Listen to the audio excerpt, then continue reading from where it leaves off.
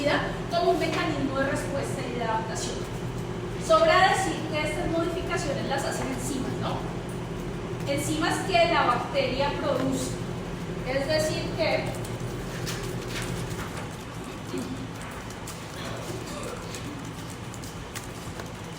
básicamente lo que tenemos es una membrana. Acá va a salir la pared. La pared siempre va a salir igual y solo bajo ciertas condiciones de ese citoplasma van a salir enzimas que se van a encargar de hacer cualquiera de esas modificaciones. ¿Listo? ¿Que todas las hacen? No. ¿Que bajo todas las condiciones se hacen? No.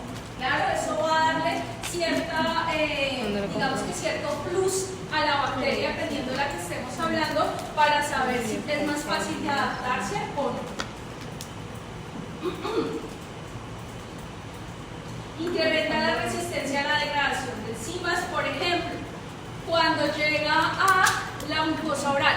En la mucosa oral tiene una característica y es que vamos a tener diferentes enzimas que se encargan de activar todo, de activar azúcares, de activar proteínas. La composición de pared es azúcar y proteína. En ese orden de ideas, pues las enzimas deberían cortar eso, ¿cierto? ¿Qué va a ocurrir? Que se hacen estas modificaciones y las enzimas ya no pueden cortar esos sitios blancos. ¿Listo? Previene la lisis celular, la liberación de ciertos productos bacterianos. Y algo que es muy importante, hacen evasión inmune realizando estos cambios. ¿Listo? ¿Se acuerdan de los patrones moleculares asociados a patógenos? El peptidoglicano es el clásico patrón molecular asociado a patógenos. Es decir, que todos los receptores de la innata lo pueden ver. ¿Qué va a ocurrir acá? Pues que lo cambiamos para que no lo puedan ver. Ahora, les decía, entonces, tenemos los azúcares, que ya decíamos que los azúcares los podíamos cambiar, ¿cierto? Sumado a eso tenemos el péptido corto, que está sosteniendo las ramas de azúcares.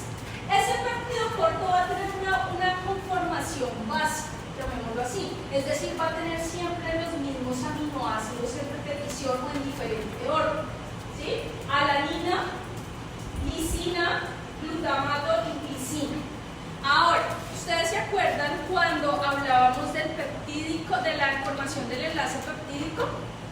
Que los aminoácidos tenían isómeros, un isómero D y un isómero L, que eran superponibles en el espejo, bla, bla, bla, y que solo la vida se concebía con cierto tipo de isómero.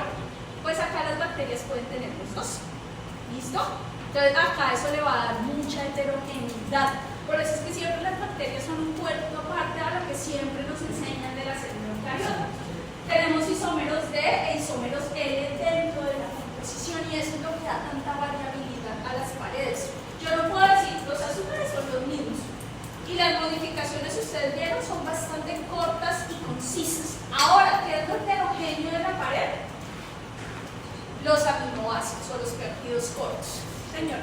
¿El isómero sirve para el mismo azúcar? O sea, ¿le puede servir a la bacteria X azúcar con el isómero D y L? Bien, lo pueden tener dentro del péptido corto. Por ejemplo, tener D-lisina o L-lisina, o D-alanina o L-alanina, cualquiera de los dos. Lo que va a ocurrir es que la proyección del peptídico va a ser diferente cuando se forma. O que el aminoácido de anclaje siempre tenga que ser, por ejemplo, en el caso de las alaninas, siempre van a ser péptidos de anclaje. Y siempre van a estar como L para poder formar el peptídico. Pero eso le puede hacer, no sé, darle un beneficio a la bacteria. Sí, que el reconocimiento, las enzimas solo pueden hidrolizar el peptídico cuando está compuesto por isómeros L. Por ejemplo, las proteasas, ellas no pueden hidrolizar isómeros D, porque en teoría el peptídico no se concibe con aminoácido D. ¿Listo? Ahora, les decía, heterogénea, y sumado a eso van a tener que pueden ser, llamémoslo así, lineares, que es lo que ustedes ven acá, o podemos tener que el péptido arranca en posición lineal por un lado, posición lineal por el otro, y van a haber aminoácidos que forman puentes, como es este puente de pentaglicina, que es muy común en las gram positivas. Estos puentes van a hacer que la separación o la distancia entre las ramas de los polisacáridos sea mayor o sea menor. No es lo mismo un péptido corto, por ejemplo, de 5 aminoácidos que esté lineal, a un péptido de 5 aminoácidos por acá, 5 aminoácidos por acá, enlazados por un puente. Eso va a hacer que la distancia entre estas ramas sea mayor. ¿Claro? ¿Eso cuándo va a ocurrir? En las especies va a empezar a ocurrir dependiendo del diámetro de la pared. ¿Listo? Dependiendo de las proteínas que tengan que atravesar la pared. Es decir, que la topología de la pared siempre va a estar delimitada por este tipo de péptidos. ¿Listo? Por la organización del péptido. Señor. O sea, la conformación de ese apenas por aminoácidos, o sea, es diferente entre bacterias, pero es igual entre las bacterias del mismo tipo. Por ejemplo, que todos los positivas la tengan igual. O sea, sí, o que por ejemplo un estreptococo tenga la misma cadena corta o no. Y no va a ir cambiando, ¿cierto? Sí. Eso es lo que me da la variabilidad de la Exacto, y eso es lo que va a dar. ¿Se acuerdan que en la parte taxonómica les decía que habían serotipos, Sí, serotipos, ¿verdad? sí. Esto tiene que ver con eso, con las variabilidades que tengan, no solo en lo que liberan en el exterior, sino en la conformación de pared, porque así mismo va a ser el reconocimiento. Entonces, por ejemplo, los serotipos más agresivos van a tener una mayor variabilidad en eso. Sigue siendo Streptococcus aureus, por decir algo, pero vamos a tener diferentes cepas de Streptococcus aureus que van a tener un reconocimiento diferente. ¿Por qué? Porque es variable. Si no, esto ya cambió, ¿no? Estamos en la parte de atrás. Y esto va a ser más cambiante, es más variable. la presentación celular sea a partir de esas cadenas cortas. Señor. La presentación celular va a ser a partir de esas cadenas cortas. El reconocimiento como panos. No necesariamente solo las cadenas cortas, porque ahí también se va a reconocer el azúcar. ¿Sí? Entonces, cuando uno habla de peptidoglicano, habla de las dos cosas, los azúcares junto con el péptido corto. Entonces, no necesariamente yo solo reconozco el péptido corto, y eso lo vamos a ver en cada Pero una lo de las heterogéneo sesiones. es el péptido corto, ¿sí? O sea, Y el azúcar también, porque acuérdense que ya acabamos de hablar de las modificaciones de azúcar, que sí, son sí, estas. sí. ¿Sí? Yo puedo tener este, o este, o este, o este, o este. Que es menor la variabilidad. Observen que de la acetilmurámica solo tengo 4 opciones. Bueno, 5 con la wild type. Mientras acá tengo muchas, porque es que yo puedo conjugar estos aminoácidos como quiera. ¿Listo? Es más, puedo generar nuevos aminoácidos. O sea, este aminoácido, qué sé yo, le quito el amino y le adiciono un acetilo, pues esto ya va a ser diferente. Y por lo tanto el reconocimiento va a ser diferente. O sea, que la memoria inmunológica no solo se da por el efecto. No. La memoria inmunológica, o sea, cuando uno habla del patrón molecular, habla de múltiples opciones, no solo componentes de pared, ¿no? También están las proteínas internas que pueden ser solubilizadas, ¿sí? O de las toxinas, o de... Por eso es tan amplio, ¿sí? Y acá uno no puede decir que todo siempre, en inmunología uno dice, ay, si es que todos los de clase 1 son péptidos de tal tamaño de aminoácidos y van a quedar en el bolsillo tal, y tales aminoácidos van a tener mayor unión. Pero acá no, acá hay muchísima heterogeneidad, y por eso es que el reconocimiento pues, no se da, por eso nos enfermamos. ¿Sí? Si no, pues no nos enfermaríamos.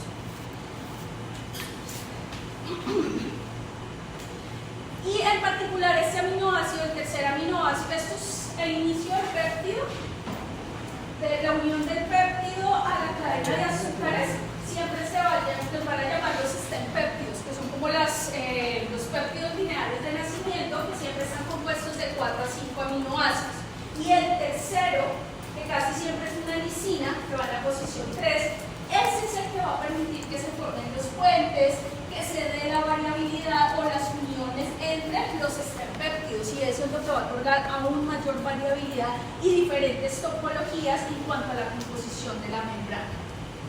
Chicos, yo estoy sin reloj, por favor, me cuentan. No, hay 58.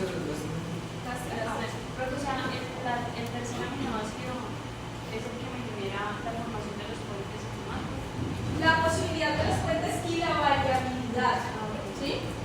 Porque es que los puentes permiten que las ramas se puedan cruzar entre ellos, que los péptidos se puedan cruzar entre ellos, pero sumado a esto, este aminoácido permite escribir otras cosas, ¿sí? Entonces eso puede crear aún mayor variabilidad. Bueno, de las transpositivas que siempre acarrea esta característica lineal que hace que el diámetro, el espacio entre las ramas sea amplio. Entonces, tenemos Señora, Que el tercer aminoácido es muy variado. casi siempre va a ser una alanina. Lo que va a ocurrir es que la alanina va a ser lisina.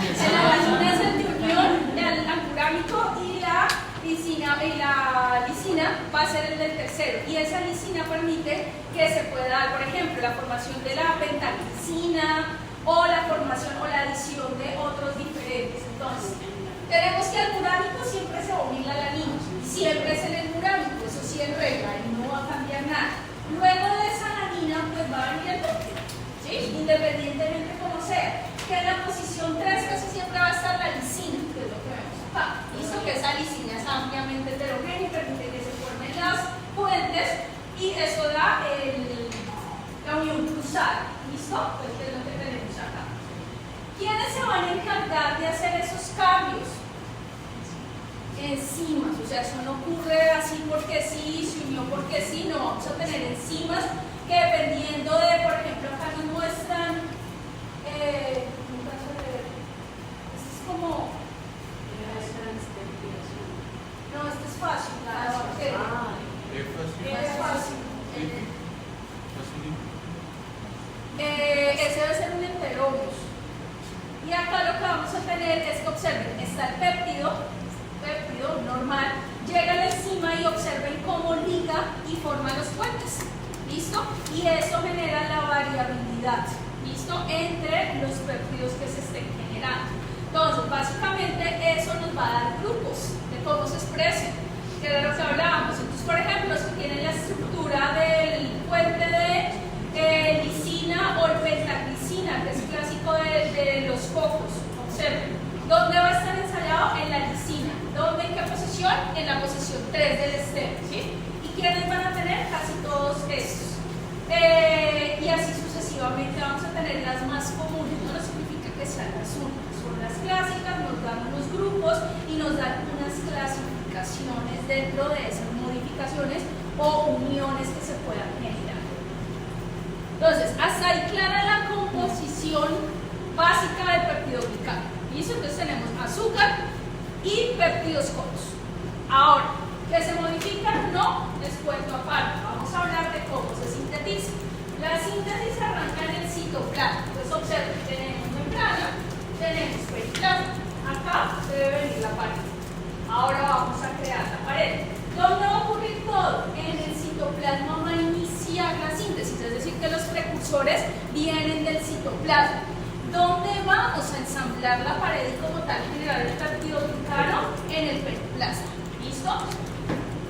No voy a entrar en detalle con ustedes a hablar, ya llevamos una hora y realmente no hemos avanzado en nada con respecto a las enzimas y cómo se sintetizan, ¿sí? Porque acá la idea no es que ustedes entiendan, eso es como cuando van a ver la glicólisis, pues entrar a hablar todas las reacciones de la glicólisis y que del paso 1 al paso 2 interviene tal enzima y eso, no. ¿Listo? Acá lo que necesito que les quede claro es que siempre la síntesis debe ocurrir o va a arrancar con precursores. ¿Dónde vienen los precursores? De la célula que está generando la pared. ¿Listo? Por una serie de reacciones, observen cómo se va a construir. El precursor no es solo el azúcar, el precursor es el azúcar con el péptido. ¿Y el péptido a qué azúcar iba anclado? Al murámico, recuerden. Entonces este es el murámico con el péptido. Observen cómo se trae. Es muy similar a la síntesis de fosfolípidos del aparato de Golgi. ¿Se acuerdan tal cual que ocurría en el citoplasma y luego por la flipasa lo cambian de cara? Acá va a pasar exactamente lo mismo. Arranca la síntesis en el citoplasma. Esta es una flipasa que se llama un lípido 2 y lo que hace es cambiarlo de cara, pasarlo de la cara citoplasmática a la cara del periplasma. ¿Listo? Entonces observen, llega el precursor, en la membrana hay un lípido que se llama el lípido 1, a ese lípido 1 se le va a adicionar, se va a convertir en lípido 2 para poder adicionar el precursor. ¿Listo? Se ancla el precursor al lípido, se empieza a construir, observen, un disacárido, es decir, N-acetilglucosamina y el L-acetilmurámico, pero el L-acetilmurámico ya combinado con el péptido corto, se modifica, porque obviamente todo esto empieza a ser modificado, se trasloca de cara, se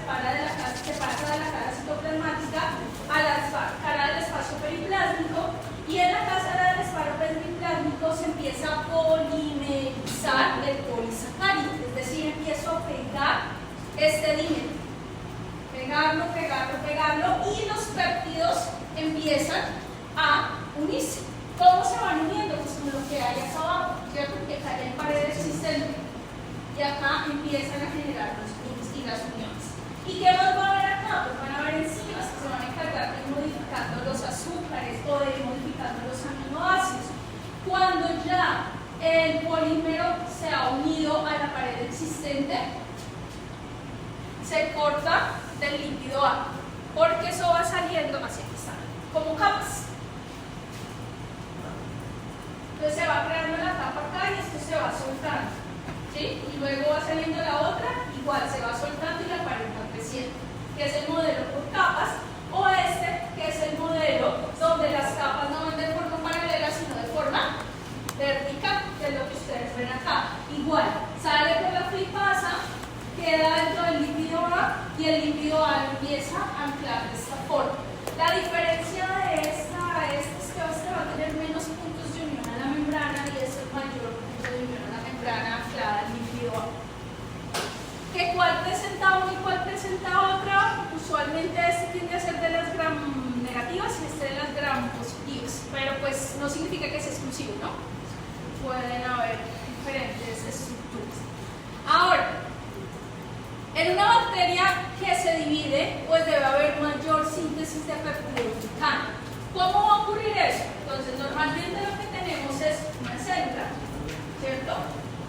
Esa célula resulta que cuando recibe el estímulo de la división, antes de dividirse, va a elongarse, es decir, que debe crecer en pared. Claro, porque acá la pared es rígida, diferente a la membrana de la eucariota que fácilmente uno la parte de la mitad y quedó. Acá no, acá tengo que empezar a crecer la célula. ¿Cómo crezco la célula? Entonces, con la señal de proliferación se van a formar unos complejos que son los complejos ROD, que básicamente son proteínas encargadas de la elongación.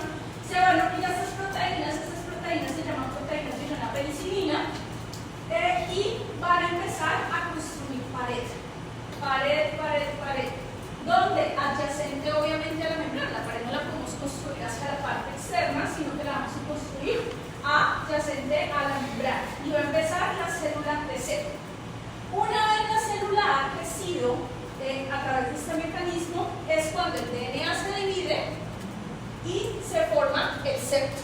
Claro, ya tengo pared acá, puedo generar la bifurcación del citoplasma y sencillamente partir esto a la mitad y se generan dos células.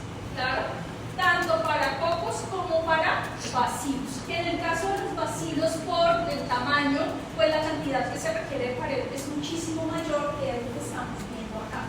Ahora, que hay bacilos más alargados y que hay bacilos más pequeños, pues así mismo va a ser la relación proteínas de unión a penicilina con las proteínas de formación de los bacilos, que son las ROD. Observen, acá son más azules que las naranjas y por lo tanto es más alargado. Acá son más naranjas que las azules y vamos a tenerlo un poco más recogido. O sea que dividir la no es la Por eso la proteína de una penicilina pues fue uno de los primeros blancos. Por eso se llama proteína de una penicilina. ¿Sí? Pero pues ya resulta que si se inhibe la célula tiene otra forma de hacerlo, entonces por eso ya la mayoría son resistentes a la penicilina. Entonces necesitas las dos para hacer el proceso de elongación. Acá ocurre una cosa y es que nosotros no estamos hablando de manera genérica. Si hablamos de proteínas de una penicilina o proteínas de crecimiento bacilar, pero dependiendo de la especie van a recibir un nombre específico. Entonces, qué sé yo, el bacilo subtilis se va a llamar de X forma, en bacilos serios va a recibir X nomenclatura. ¿Sí? ¿Por qué se los digo? Porque a veces cuando ustedes leen las nomenclaturas diferentes se confunden. Sigue siendo exactamente el mismo mecanismo, lo que cambia es el nombre puntual que se le está dando. Acá, los niños, pues todos son niños, ¿cierto? Ahora, diferente, Pepito a Juanito y así sucesivamente, tiene un nombre. Acá lo estamos viendo de la manera grande, de la manera genérica. Esto es lo que les mencionaba. Estos puntos de crecimiento, observen, van a estar ancladas proteínas hacia el citoplasma y observen cómo hacia la pared se da todo un andamiaje de proteínas. Hablamos de dos, pero no significa que sean únicamente dos proteínas, es todo un complejo. Y la pared va creciendo hacia los puntos delimitados, ya sea hacia los extremos o hacia la parte central, que es donde se va a formar el septo y va a permitir la división. Obviamente no vamos a entrar a hablar de nada de esto detalladamente. Ahora, ya hablamos de que el peptidoglicano se sintetiza a partir de precursores citoplasmáticos, que en el periplasma se ancla o se ensambla y se modifica. Pero resulta que adicional el peptidoglicano se puede reciclar. ¿Claro? Entonces, ¿cuánto reciclaje de peptidoglicano? El reciclaje de peptidoglicano es continuo. Cuando la bacteria va creciendo y digamos que, recuerden el ejemplo anterior, para que el bacilo creciera pues había mucha pared, ¿cierto?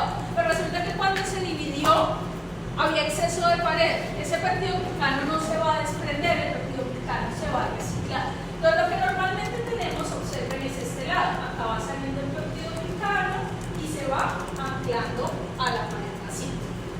Hay momentos que dependiendo de diferentes factores, el peptidoglicano se va a fracturar y observen que se fractura como un dímero, es decir, N-acetilglucosamina más N-acetilmurámico y el murámico con su péptido. Se separa y van a ingresar por esas proteínas transportadoras que permiten que del periplasma ingresen este tipo de estructuras al citoplasma y una vez están en el citoplasma, ¿qué es lo que va a ocurrir? Que se van a degradar a los componentes básicos, es decir, el N-acetilglucosamina se va a desprender del murámico y del murámico se va a desprender el péptido y a su vez al péptido se le van a quitar los aminoácidos. ¿Por qué? Porque yo necesito crear nuevos péptidos.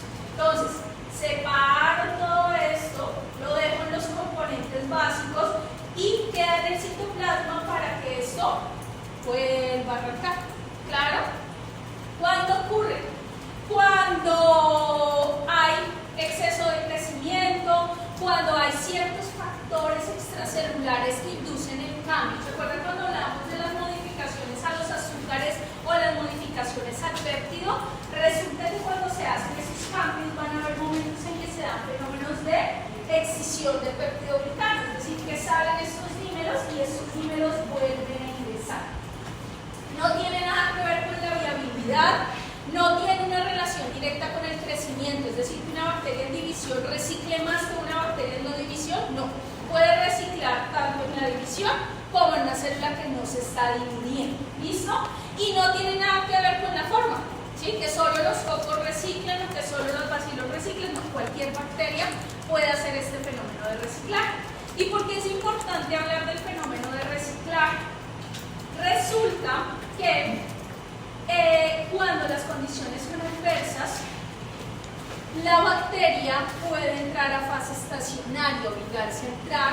El crecimiento bacteriano viene una fase exponencial, que es de crecimiento, luego una fase estacionaria donde no se divide y luego viene una fase de muerte. Cuando las condiciones del medio no son las adecuadas, la bacteria acelera el ingreso a la fase estacionaria y puede revertir luego a la fase estacionaria. ¿Sí? Entonces piensen que en el medio, no sé, el pH cambió y es muy ácido y la bacteria no puede seguir proliferando con ese pH ácido. ¿Qué hace? Que arranca la síntesis de el reciclaje de peptidoglicano, y eso le induce a entrar a fase estacionaria. Se queda ahí quieta, no está muerta, pero tampoco está proliferando. La bacteria está viva, pero no prolifera.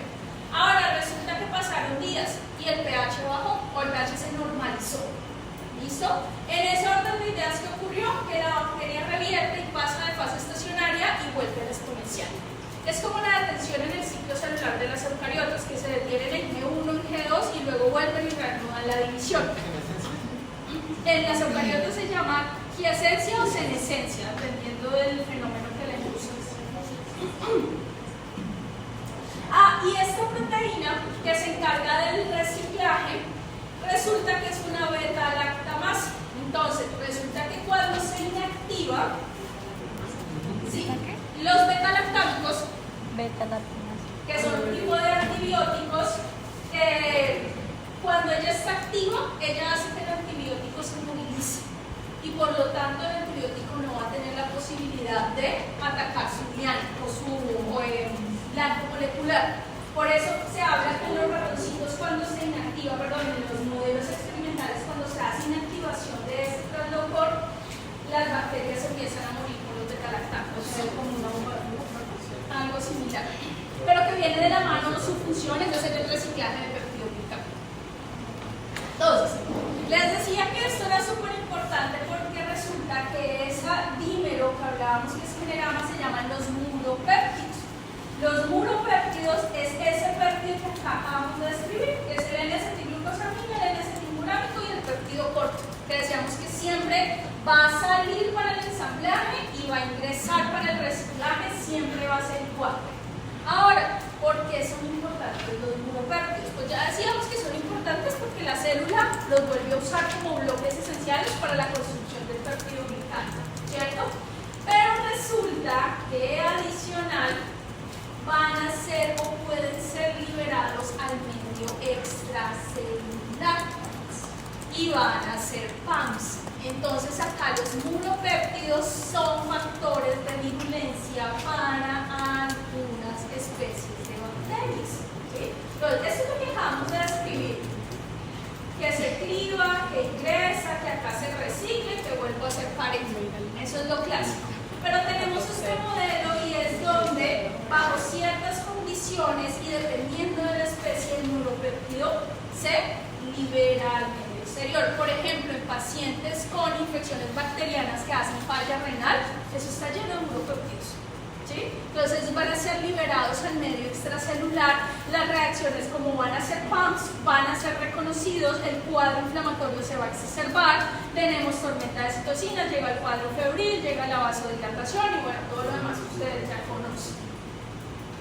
Y tienen una relación no solo con eso, es decir, no solo con que tengamos la infección, sino que resulta que se ha estudiado y, por ejemplo, las bacterias, las del microbioma, las van a liberar para poder establecer comunidades, es decir, que van a servir como quimioatrayentes para otras bacterias, ¿sí? Eso va a ocurrir, por ejemplo, a nivel del tracto gastrointestinal, van a tener efectos de simbiosis, por ejemplo, las bacterias del microbioma, cuando la microbiota, cuando se liberan los muropéptidos y hay infecciones micóticas como las que veíamos en las clases anteriores, van a favorecer el crecimiento de las hifas.